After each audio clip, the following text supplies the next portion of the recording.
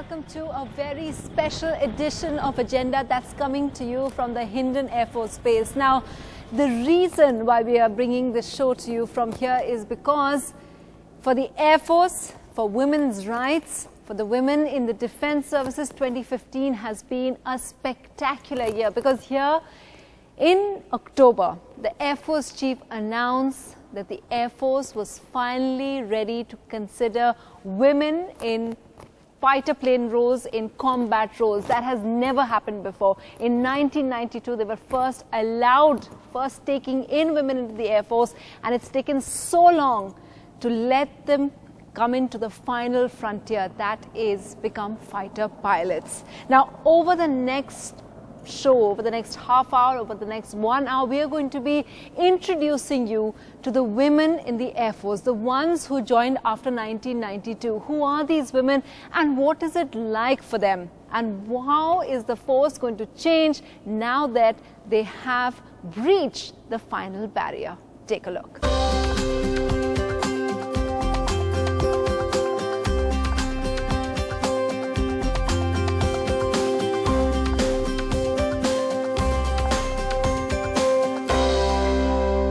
My name is Wing Commander Sujata, and I am an armament officer and a mechanical transport officer.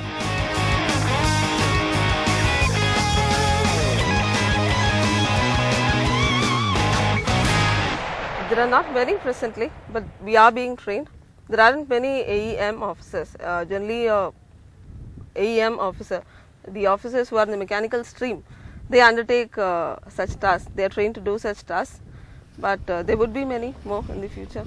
It is definitely dealing with explosives. There's a lot of danger associated with it. You have to be very careful, and it is not an easy job. It is a lot of mental stress. It's more of a mental stress, and I had to do it. I did it. That's all. It doesn't matter when you go there in the field. Actually, you have to do it. You do it. That's all. Definitely, you will have to lead by example. In the Air Force, the officers lead by example. Unless we do it ourselves, it is not possible for us to lead our men by example. So, yes, it had to be done. I did it. In the organization, it is generally never mattered to me. My colleagues, nor the organization, they've never made me feel separate. As far as the assigned task is carried out, I've never felt such a discrimination. It's never been a problem. No, not at all. Do you think the handling explosives is a feminine job? It isn't. Would you tell other women to join? Definitely, yes. I come from a very middle class family. My father was a vegetable vendor. He used to sell vegetables on the streets.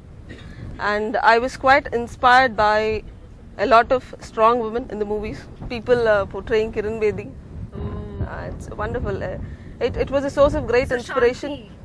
Yeah, Vijay Shanti. Yes. Shanti. You like that movie? Yeah, I definitely used to like. I was quite inspired, and again, I am from a very conservative family, and it was difficult for me growing up to accept that my fate will also be tied up like a typical domestic household woman. I did not want it, and my father has been very supportive. Despite being a vegetable vendor, he did everything possible to ensure that I got education. And my college people, my instructors at college were very, they motivated us a lot. No, I didn't go to a government school, but I definitely had my scholarships. People at my college also were very encouraging. I had a retired AVM who was my director, AVM Seshachari. He was also he motivated us a lot. I wouldn't say I'm the new kind, but definitely I would say this organization doesn't demarcate any person, be it a man or a woman, based on caste, creed, religion, what's your financial standing, what's your standing in society. That's one thing beautiful about the organization, because of which I'm here today. And that's the beauty of it. It's wonderful. What a fascinating story of Wing Commander Sujata, from the family of a vegetable vendor to a Class A top-ranking officer of the Indian Air Force. And she says it would have not been possible in any other government service to achieve this level. Now, apart from her, there are so many other women. For instance, the 26-year-old Bangalorean who wanted to do something different from her civilian background, and also a woman who is not just an Air Force officer but is also an Everest climber. I'm Wing Commander Bhavna, and I'm an administrative officer.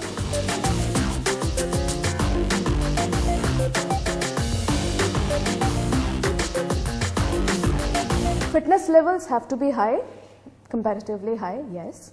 But this is something I do voluntarily, you know. I get this opportunity which I'm sure no other company pays to climb a mountain or, you know, go and jump out of an aircraft or, you know, go for cycling for a month and, you know, you still get paid for it. Wow, that's really nice way of putting it, yeah. Yes, and adventure has been my passion ever since, I don't remember since when, even before joining Air Force. And Air Force has further helped me, you know, grow in that. So, if you are into adventure, you have to be fit. After all, it's, you know, it's life and death matter. So, you better be equipped. This is about us getting trained and ingrained into Indian Air Force. So, after 1 year of training in academy, we were sent for the Air Force Day Parade immediately after that. So, 1 year and another maybe let's say 2-3 months more. And we were like, I and my course mate, Neetu Singh, both of us were so sick and tired, and we were generally talking about, are we behaving like, we don't behave like women anymore, you know. All the time either we are in uniform or we are in our PT rigs or stuff like that. And how about, you know, having a change and see some colors. So both of us agreed, yes, we must, you know, break this monotony. So we dressed up in our jeans and t-shirt. We went to the airport. We bought a ticket. We went inside the reception area just to look at the beautifully dressed air hostesses. And then we realized we are still behaving like men at home or, you know, in social functions. And 90% of the time people say, oh, that's you. I didn't recognize you. It's whenever we are in CVs or, you know, we are kind of dressed up feminish. Yeah. People refuse to recognize. Oh, is that you? I'm Flight Lieutenant Kavya.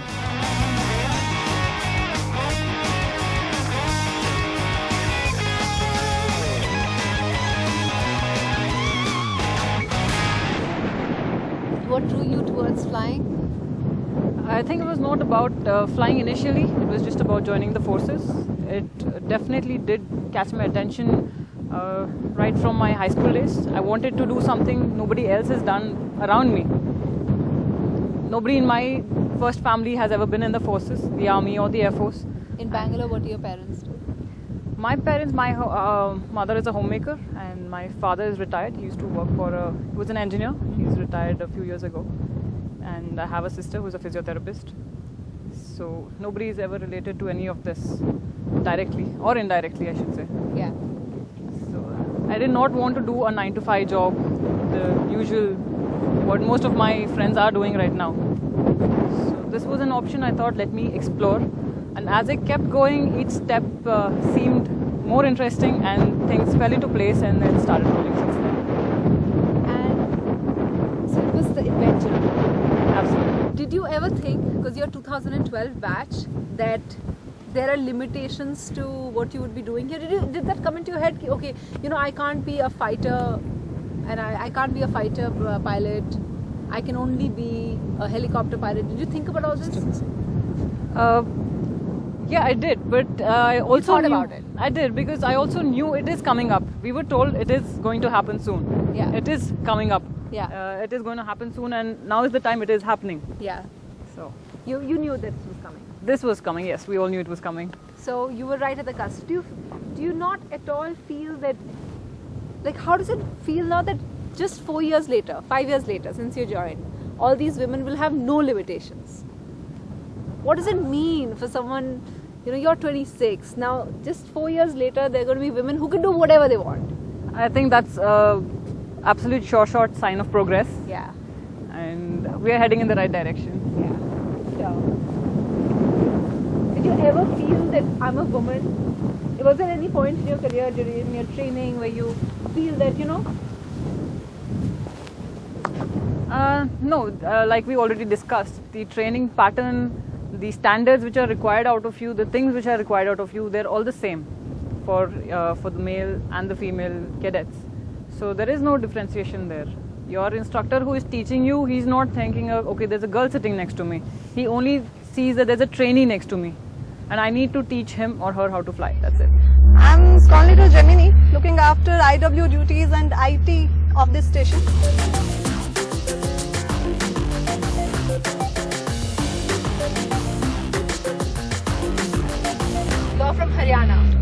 I am from Haryana, and Haryana is a background of a strong women. I grew up seeing them, but definitely no one was in defense. So I wanted to do something different. Are you So the first defense person in your Yes, I am first. Not first woman? first woman in my family. No one in defense. And in your area, are there other people who are other women working in your area? Yeah, they are mixed culture. They are working. They are housewives. Some have their own shops, kind of thing, at their place. That way. Which part of Haryana? I come from Hansi, Hisar.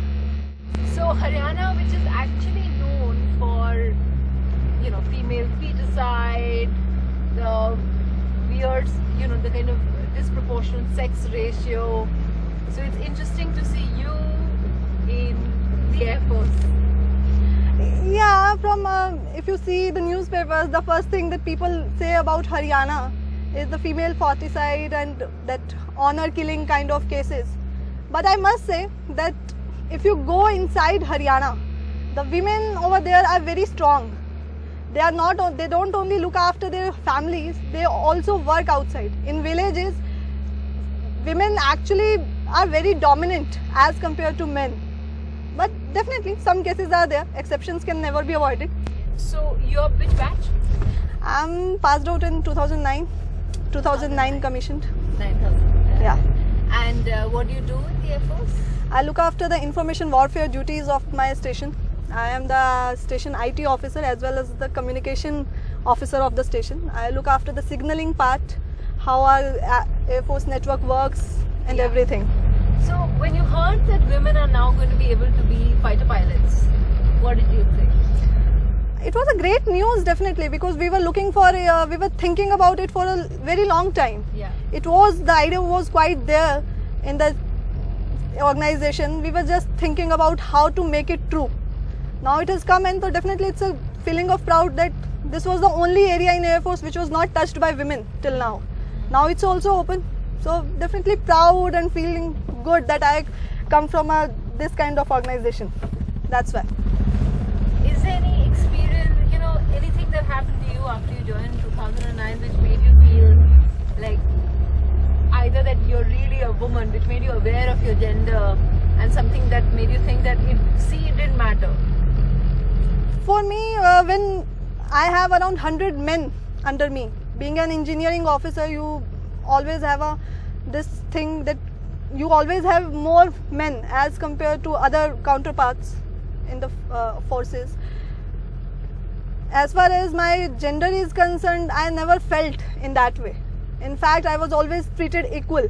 I always felt proud. If I committed a mistake, I used to get the same kind of treatment from my boss as my male counterpart gets. What happens if you commit a mistake in the Air Force? What is the punishment? No, it's not a punishment kind of thing. You get a counseling kind of thing from senior that you should have not done like this. You could have gone to this thing. You could have done this kind of thing. That's way. It's not a punishment, I'll say. But yeah, definitely when seniors are there, they always guide you. They always tell you how things can be treated. They tell you from their experience. There are sexist men in outside in the world. There must be sexist men in the Air Force as well. Never seen one of them. Really? Yeah, maybe I'm lucky enough. Maybe they are there. I'm not sure. But definitely till now I've not seen any of them. Never seen any? Never. Really? I'll say that our society is changing. I'll point on that thing. Previously, women were not allowed in Air Force. They were allowed in 1992, thinking of, okay, it's women empowerment and they are equally capable as of their male counterparts. Today also they have the same feeling. And as far as the number is concerned, defense is basically more of about your qualifications, what you are. It's not about being a male or being a female. It's about what skills you have, how much you are capable of it, how much fit you are. That's why I guess in our country women are actually now aspiring to come in forces. Yeah. I'll say that it's not about being a gender is there. It's about how much capable you are. When you go back to Hisar, what do the men say? They are very proud of me. My complete family say that we have never seen a girl like you. That's how. Are you married? No, I'm single. And when you think about Do you think about marriage and children and all of that? Like a normal woman, I do. Definitely. But every person has that kind of desires. Yeah. So sometimes I definitely do. I definitely do think about them. And do you think that you would have to marry another Air Force person so that he's understanding, or is it possible to have a, because most of the other women I met, they were all married to other Air Force people. No, it is not like that I have to marry only an Air Force personnel. I can marry a civilian also. Today there are quite numbers of lady officers who are married to civilians, and they are quite as understanding as others. It's just about the individual. It's not about being in civil or being in Air Force. It's all about what you think, how you have brought up. That's it. And will it change anything? Getting married and having children? I can't comment on it. Never tasted it.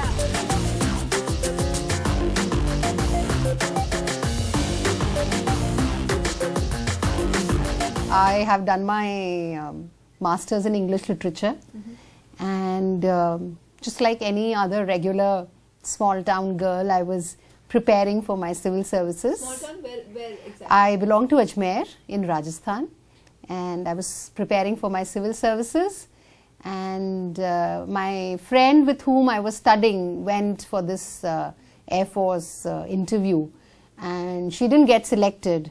And when she came back, she told me that, you know, it's very difficult, and that's how I think, you know, it hit me that maybe even I should try for it. And I was quite hesitant to ask my parents, because I had studied for a good about 10-11 months, and I was to take the exam. But I spoke to my mother the next day. She was all for it. She says, do what you want to do.